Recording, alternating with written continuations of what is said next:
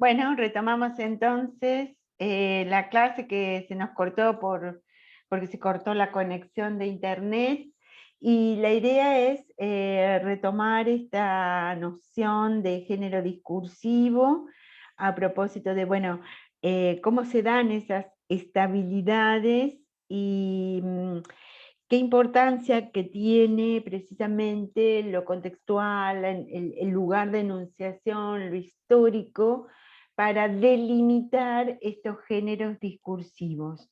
Bueno, vamos a tratar de retomar donde estábamos, que estábamos tratando de pensar en una, en una, Profe, en una diversidad discursiva. Sí.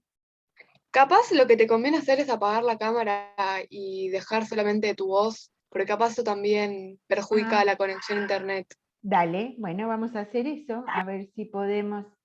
Espérate, vamos a hacer, detener video. Ahí está. Me escuchan ahí y vamos a compartir pantalla. Ahí estamos. Bien.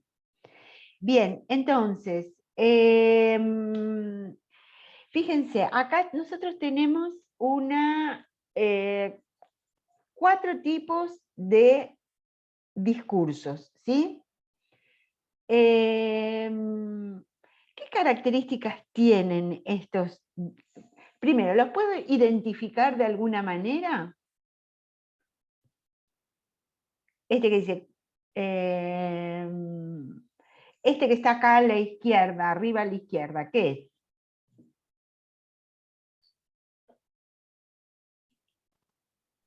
Son políticos, dice Antonella.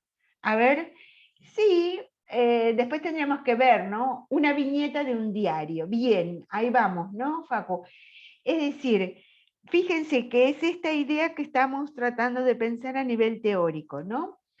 Cada situación de comunicación genera formas discursivas que le son propias, ¿sí? Y en esta tiene, de acuerdo a esas, ¿se acuerdan que decíamos, ¿no? Que hay ciertos parámetros que de alguna manera fijan la estabilidad genérica. ¿Esto por qué es una viñeta? ¿Por qué? Y porque se entiende que, nada, que es una historieta. Claro, pero ¿y por qué entendés que es una historieta? Por el formato, profe. Por Por el el formato en el formato, ahí está, ahí vamos, que sería uno de los parámetros. ¿Se acuerdan que decía lo composicional? ¿Sí? Pero también tiene que ver con qué más, decía Bakhtin. Por un lado, lo composicional. Por otro lado, lo estilístico, ¿no? Es decir, la selección de palabras, de giros, de expresiones que yo utilizo en esa situación de comunicación, ¿sí? ¿Se entiende esto? El tipo de palabras, la manera de seleccionar entre lo que sería una forma y no otra, etcétera.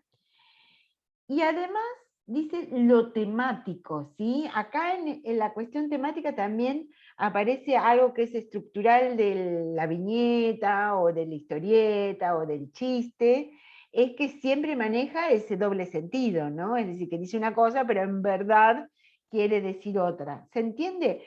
Todos esos elementos dan cuenta de una variación genérica. ¿Se entiende eso? Y sí, dice Facu, una viñeta de un diario, porque es un recorte pequeño en el diario, se compone con un dibujo, una sátira, bueno, y además tiene esos otros elementos también como composicionales, ¿no? Que mezcla globos de diálogo con caricaturas, etcétera, ¿sí? Bien. Eh,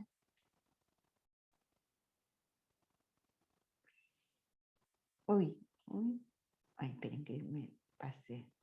Ahí va.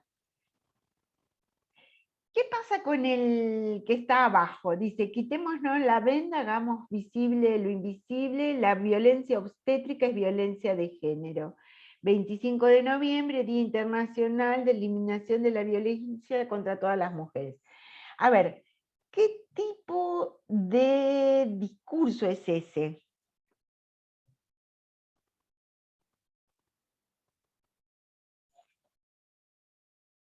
Noticia.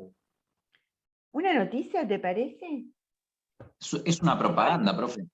Claro, un afiche, una propaganda, ¿sí?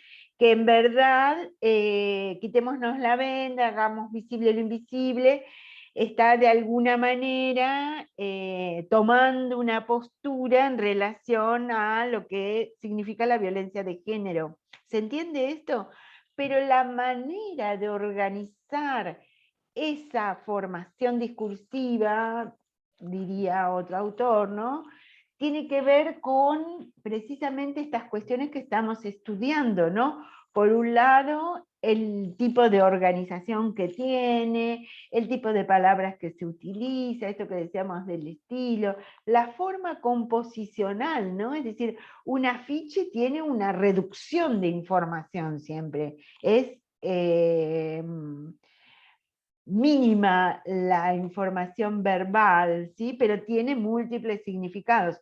Incluso acá se combina entre lo que es la imagen con lo lingüístico, ¿sí? Y en los dos registros, en los dos niveles, la unión de esos dos niveles podemos dar cuenta de un tipo de formación discursiva, de género discursivo, que podría ser un afiche. ¿Esto dónde lo podemos encontrar, este tipo de discurso? ¿Dónde les parece que puede aparecer?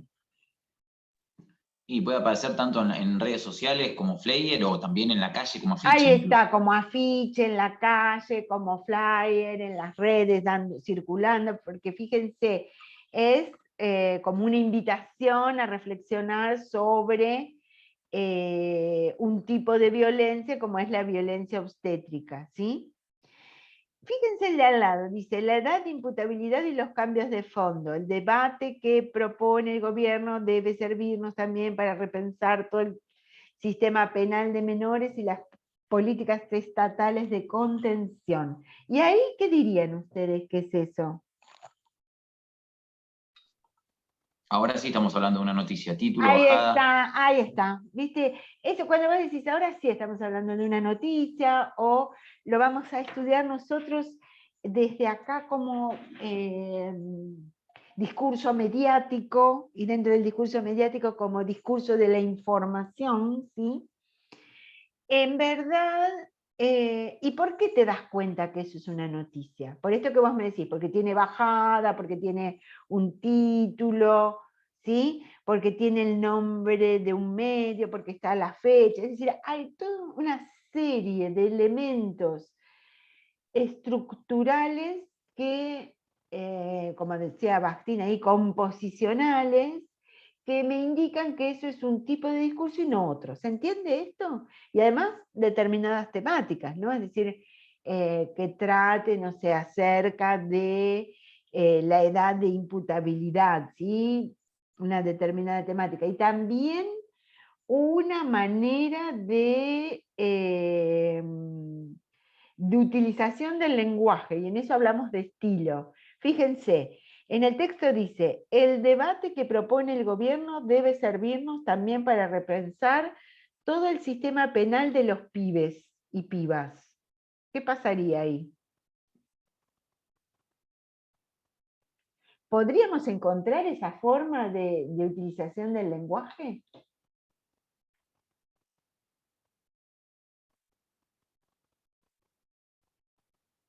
¿Qué les parece? Y depende del medio, en La Nación que pone el Facu con Z, no, bueno, ahí ya estamos también instalándonos en un lugar determinado desde la enunciación, ¿no? Es decir, es eso, ¿no? Es decir, el debate que propone el gobierno debe servirnos también para repensar todo el sistema penal de los gurises. Sería casi como impensado, sin embargo, en determinados, pongo estos ejemplos extremos para que vean cómo uno tiene internalizada hacer determinados estilos, determinadas maneras composicionales. ¿Se entiende? ¿Se va entendiendo esto un poquito más? Vamos a ver. Lo que nosotros vamos a intentar hacer, o por lo menos empezar a pensar, es un análisis de tipo discursivo, ¿no?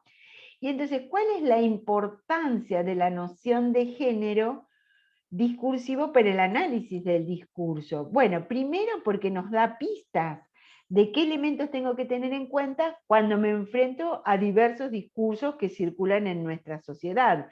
¿Cuáles son esas pistas? Y determinadas estabilidades, es decir, determinadas maneras que el discurso es estable, ¿sí?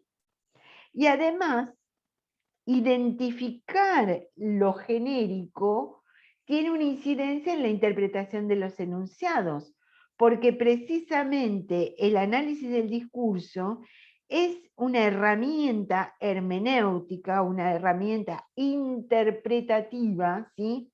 Una herramienta que me permite establecer sentidos donde se articula una enunciación con un determinado lugar social. Y también precisar opciones para identificar y clasificar los géneros discursivos ayuda al analista a aproximarse a su objeto de estudio. Y acá nos vamos a detener un poquito, porque precisamente cuando nosotros vamos a hacer un análisis de este tipo, lo que nos interesa es construir un objeto discursivo. Y que eso yo se los planteo para que lo vayan pensando, ¿no? Es decir, construir un objeto discursivo, ¿qué significa? Que yo frente a un determinado tema veo cómo los diferentes medios, ¿sí?, van hablando, van diciendo de manera distinta ese objeto que intentan representar. ¿Se entiende esto? Es decir, como una misma situación, ¿sí?, es dicha de diferente manera de acuerdo a cuál sea el medio donde yo me instalo. Y esa manera de decir es la que va a producir diferentes sentidos. Y lo que empezamos a sospechar es que ese sentido siempre está vinculado ¿a qué? Vinculado a las condiciones de utilización de esa forma discursiva, ¿sí? Entonces, por eso es muy importante esta distinción.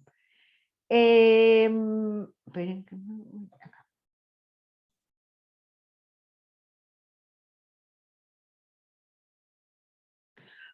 Otra de las cuestiones que plantea Bakhtin, y de manera muy interesante en el texto ese que ustedes van a leer, es esta diferencia entre oración y enunciado, ¿sí?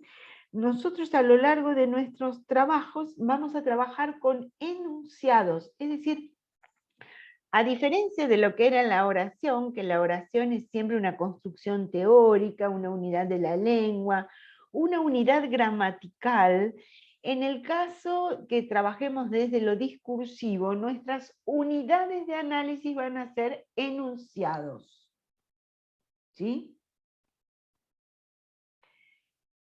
La oración es impersonal, no se relaciona con el contexto. En cambio, el enunciado es situacional, es intencional, está vinculado específicamente a una situación de enunciación.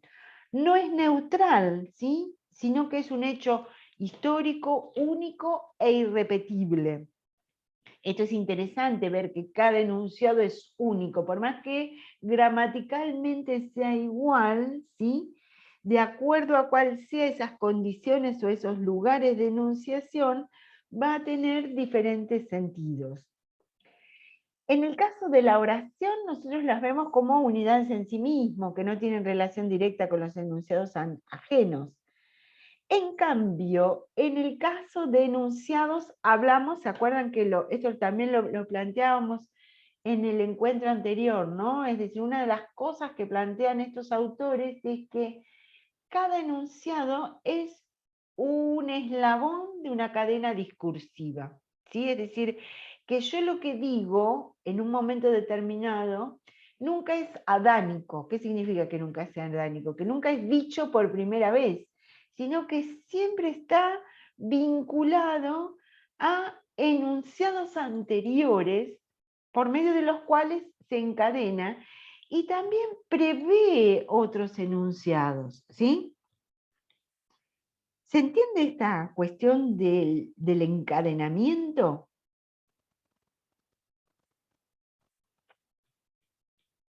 Sí, sí, profe. Bien, vamos.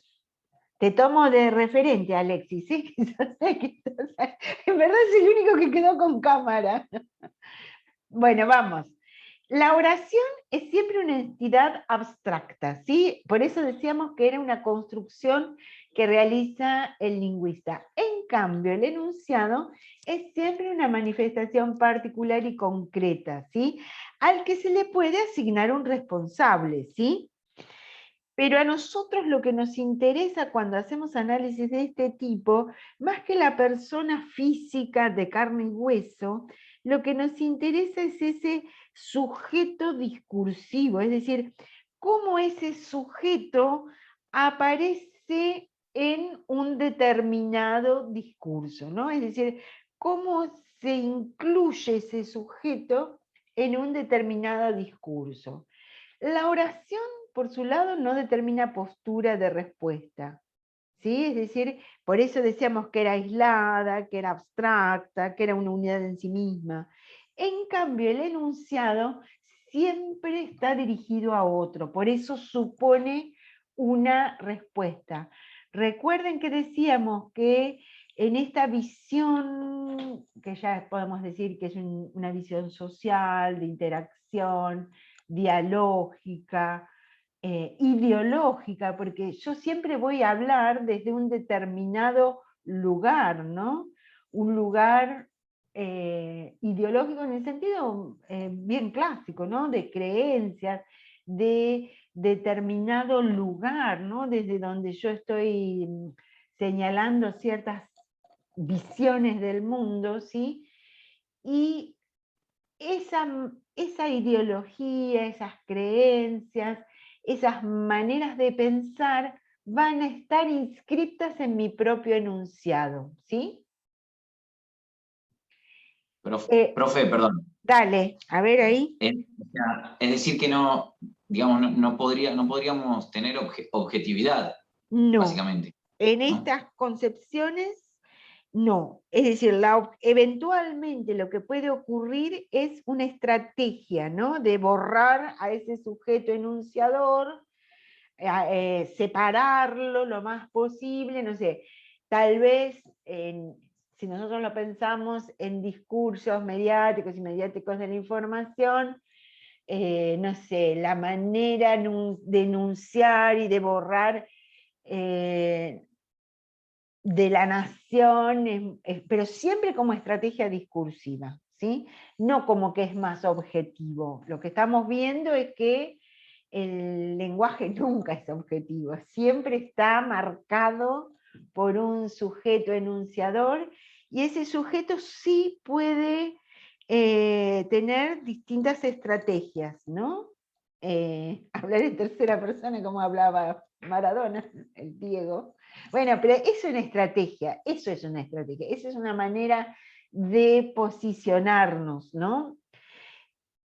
Y esta otra característica también la empezamos a trabajar desde las primeras clases, la diferencia entre significado y sentido, ¿no? Es decir, significado tiene que ver más con el plano gramatical, tiene que ver con lo conceptual, con, no sé, con el significado que yo puedo encontrar en el diccionario, ¿sí? Es decir, perro, animal de 4 patas. Pero nosotros, más que ese significado o esa esa asignación de sentido literal, lo que nos interesa cuando hacemos análisis del discurso o análisis de este tipo es la reconstrucción del sentido. Es decir, ¿qué significa esto de la reconstrucción del sentido? ¿Qué es lo que ocurre cuando digo algo que va más allá de lo dicho? Recuerdan que nosotros habíamos empezado a pensar esta noción del uso pragmático, ¿no? Como si hay algo que es propio de los sistemas lingüísticos, es que es mucho más lo que no se dice que lo que se dice explícitamente. Y que eso pasa en cualquier tipo de intercambio.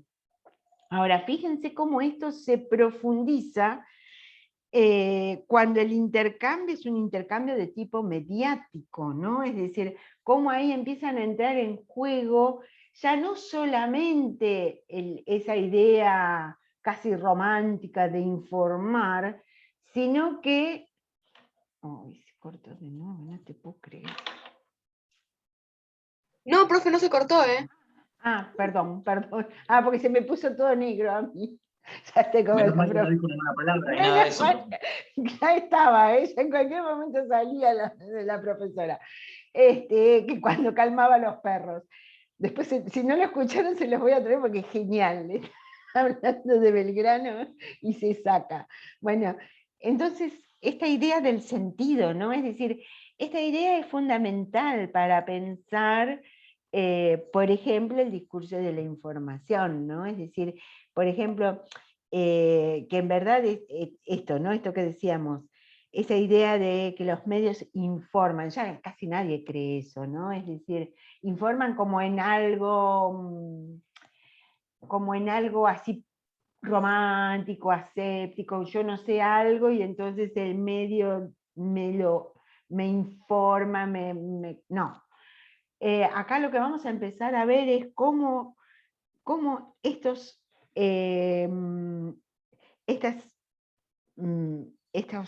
máquinas, como lo dice Yarodó, ¿no? Máquinas de crear información, no solamente están hablando acerca de un hecho, sino que lo están configurando, le están dando determinados sentidos, me están dando maneras por donde leerlos, ¿sí?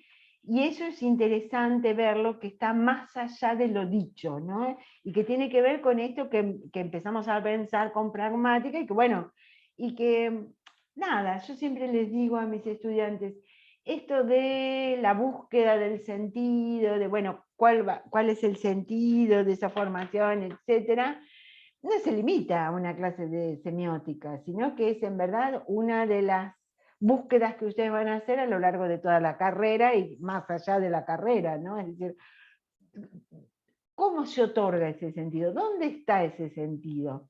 Está en lo que digo, está en la situación, está en ese interregno entre la situación y lo que se dice, ¿no? Y es interesante ver cómo se van construyendo.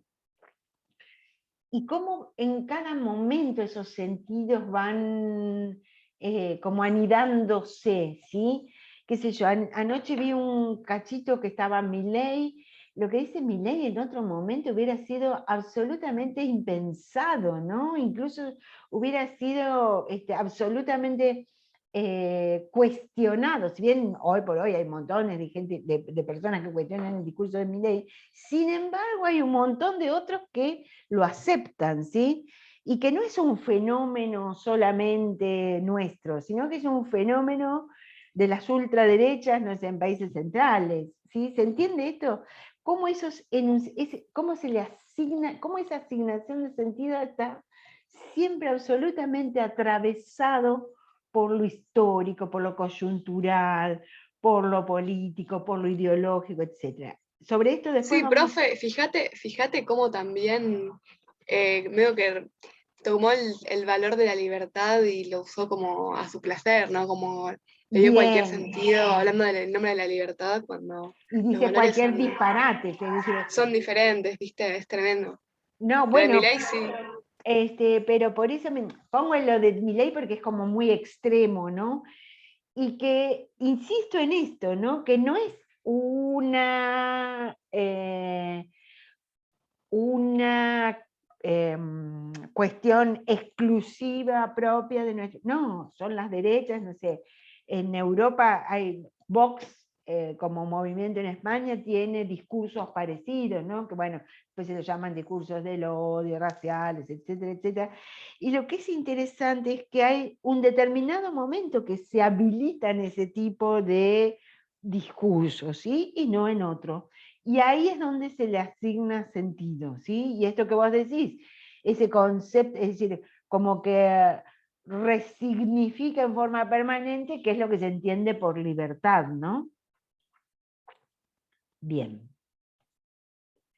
El otro elemento que es interesante de destacar de Bakhtin es esta idea de dialogicidad, ¿no? Esto creo que también algo habíamos hablado, que precisamente cuando yo digo algo siempre instalo un otro, y ese otro establece una especie de diálogo, ¿sí?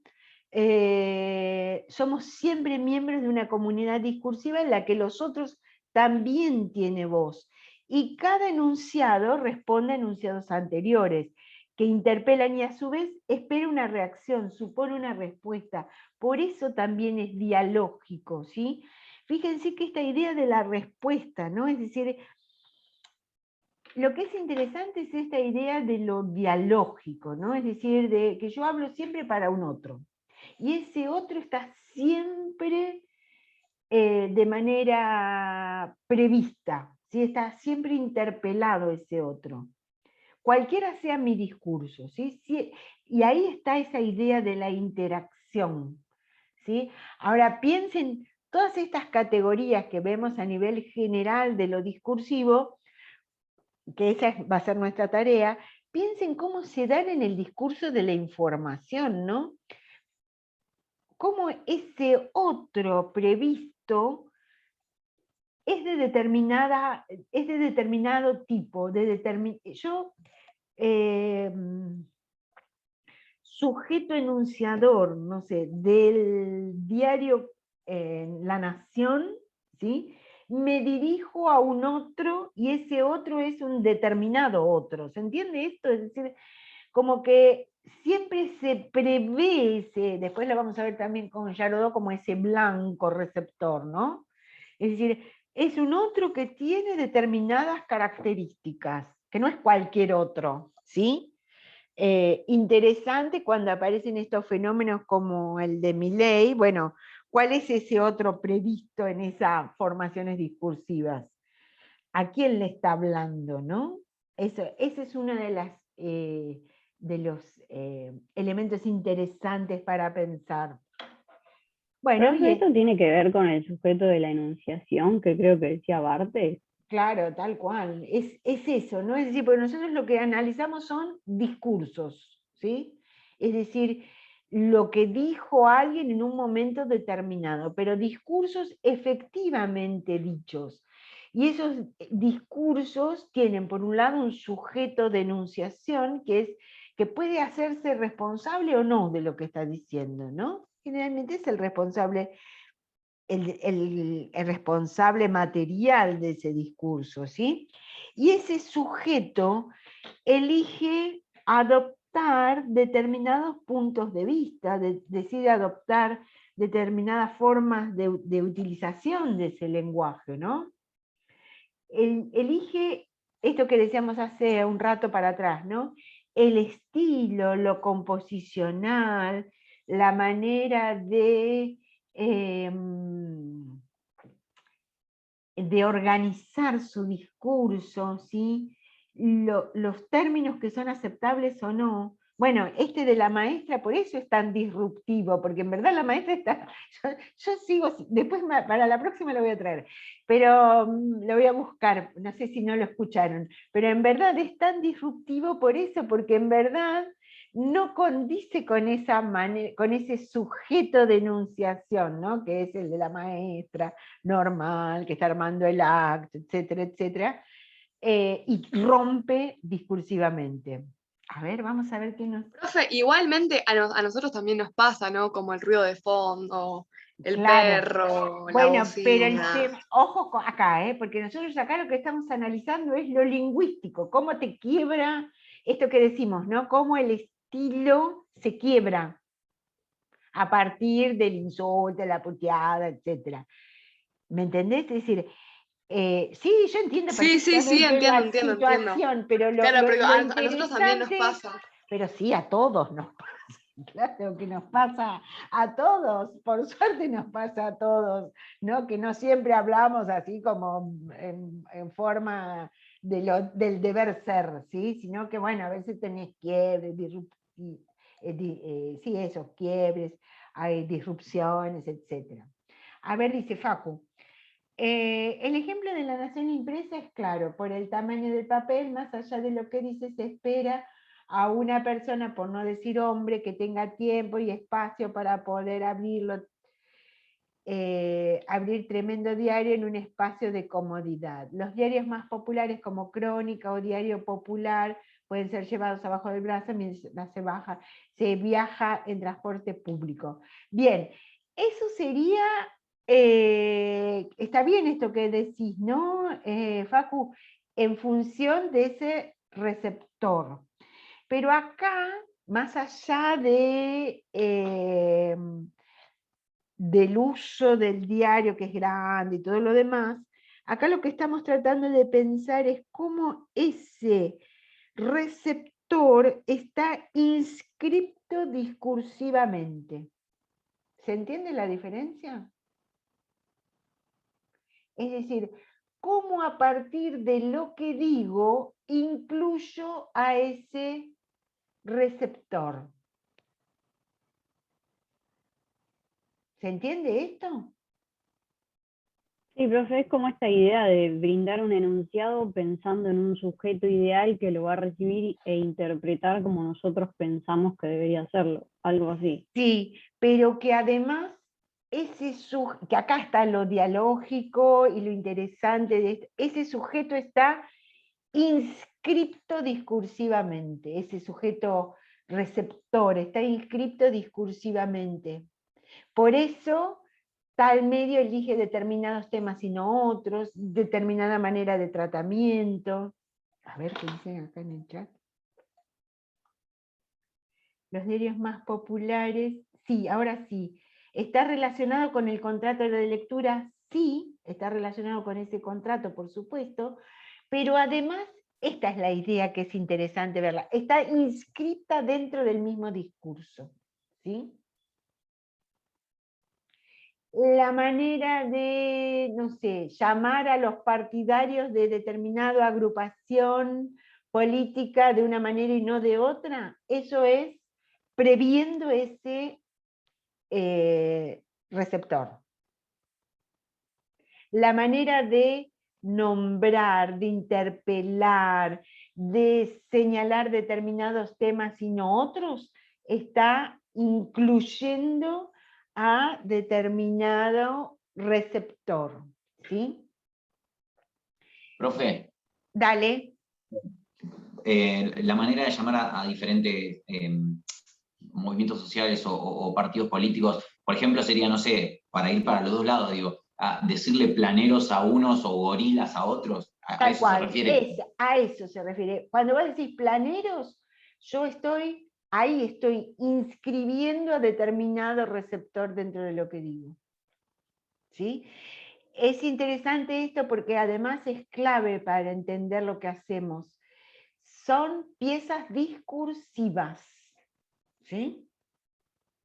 Entonces yo lo tengo que entender dentro del mismo discurso. ¿Sí? Y son siempre, que además esto de ahí partimos, ¿no? Son siempre construcciones desde un determinado lugar, ¿sí? Por eso son construcciones discursivas, nunca son naturales, sino que se van reconfigurando histórica, social, políticamente, etcétera, ¿sí? A eso nos referimos en esta cuestión de dialogicidad, ¿sí? Y fíjate lo que dice acá, ¿no? Dice, todo enunciado es un eslabón en la cadena muy compleja, organizada de otros enunciados, ¿sí? Es decir, porque cuando vos decís, no sé, planeros, o gorilas, o vendepatrias, etcétera, lo estás anudando a toda una cadena de otros enunciados. ¿Se entiende? Y cada expresión carga con una historia de usos, desusos, polémicas, alianzas, conflictos. Fíjense que esto de la polémica, ¿no? Es decir, la polémica, ¿qué es siempre? ¿Qué es polemizar? Etimológicamente es una guerra de palabras, ¿no? Es decir, que en verdad es interactuar de alguna manera con posiciones diferentes. Y en la misma expresión ya está como inserta esa polémica, ¿sí?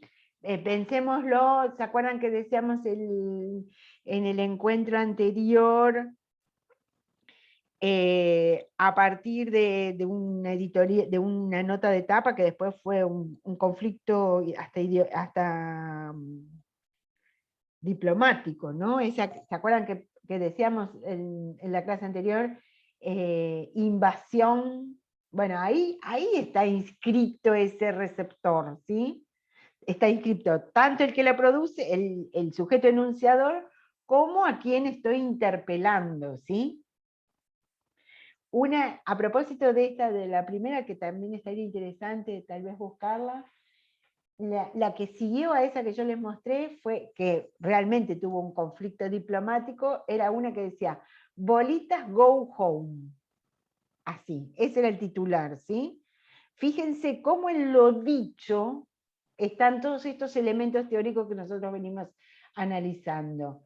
Está inscripto un determinado sujeto que recibe eso, ¿no? En esto que hablaba uno de los compañeros de contrato de lectura, está de alguna manera explícito determinado sujeto enunciador, que está hablando desde determinado lugar, prevé discursos anteriores, ¿no? Ese bolitas go home, que viene de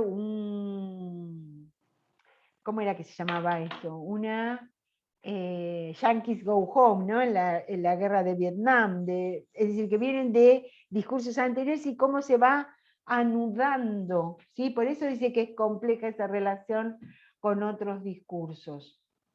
¿Se entiende esto? ¿Se va entendiendo?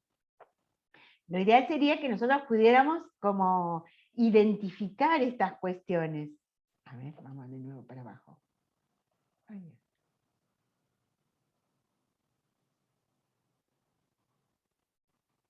esperen. Ahí estamos.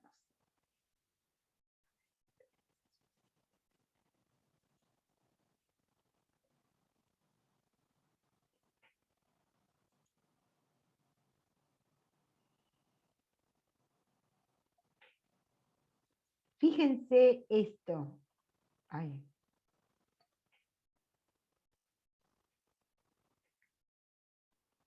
Los extranjeros son mayorías en las villas y en los planes sociales porteños, ¿sí?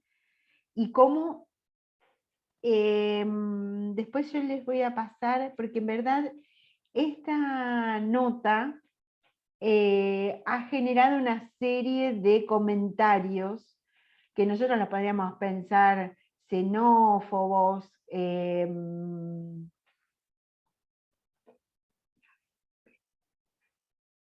sí, xenófobos, que en verdad atentan contra el extranjero, esto que veníamos pensando en los encuentros anteriores, ¿no? Y que lo interesante es que ahí el diario, y esto se da en la mayoría en todos los diarios, habilitan los comentarios, ¿no? ¿Y qué pasa en los comentarios, por ejemplo, de estas notas así tan polémicas? ¿Qué es lo que aparece en los comentarios de los diarios? ¿Qué es lo que generalmente aparece? Normalmente apoyan la nota porque son Apoyan, lectores de este medio. sí, apoyan pero además lo que aparece es como, de alguna manera, la misma temática con mayor virulencia, ¿no? Es decir, con mayor, como que se explicita ese discurso del odio. Sí, los tienen que echar a todos, le tienen que tirar querosén, vienen a robarnos, etcétera, etcétera. Y lo interesante es que está a continuación del texto de la nota, es decir, que ¿a dónde empieza y dónde termina la nota? ¿No? En esto de, bueno, los estilos y todo lo demás. Interesante para pensarlo. Después en algún momento nosotros junto con otra compañera hicimos todo un trabajito que no es de ahora, no es que ahora la nación se puso xenófoba, es de hace 10 años atrás, ¿no? Es decir, y estos comentarios de alguna manera que aparecen a continuación no forman parte de ese discurso de la información, pero hasta ahí, porque están dentro del mismo espacio, etcétera, etcétera. Bueno, serían temas para repensarlos. Si les parece, dejaríamos acá. No sé si tienen alguna duda, comentario, pregunta, si se va entendiendo. A ver si prende un poquito la cámara, para por lo menos en este último momento. No sé si va quedando claro. Comentarios con más odio, claro, eso es lo que ocurre, Facundo, sí, tal cual. Después lo vamos a tomar. Bien, no sé si quieren hacer algún otro comentario. Se va entendiendo los temas. Ahora la idea sería que, eso vamos a hablar en la próxima clase, ¿no? Como armar, ya ir pensando para este próximo trabajo práctico obligatorio, ¿no? Que tiene que ver ya con un tema de análisis. Entonces yo lo que les propongo es que vayan pensando alguna temática en particular y que vayan revisando los distintos discursos mediáticos que aparecen a propósito de esa temática, ¿sí?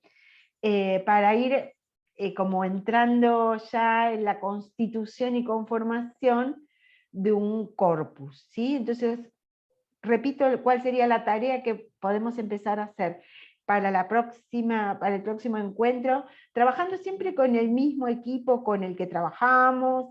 Sería fantástico que pudieran sostener el equipo de compañeros y compañeras. Bueno, un tema, cualquiera sea, no voy a tirar ninguno, pero nuestra realidad nos da múltiples temas para pensar cómo ese mismo tema es tratado, es dicho, no sé, por medios contrapuestos, o puede ser un medio local y un medio nacional, o puede ser,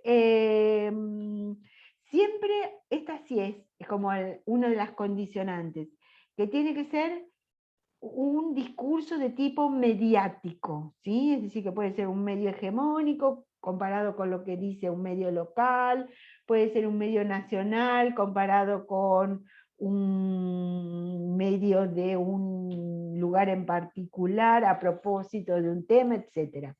Así que si les parece, para el próximo encuentro, cada quien traería o empezaría a pensar una temática y ver cómo los distintos medios, por ahora vamos a comparar dos, ¿sí?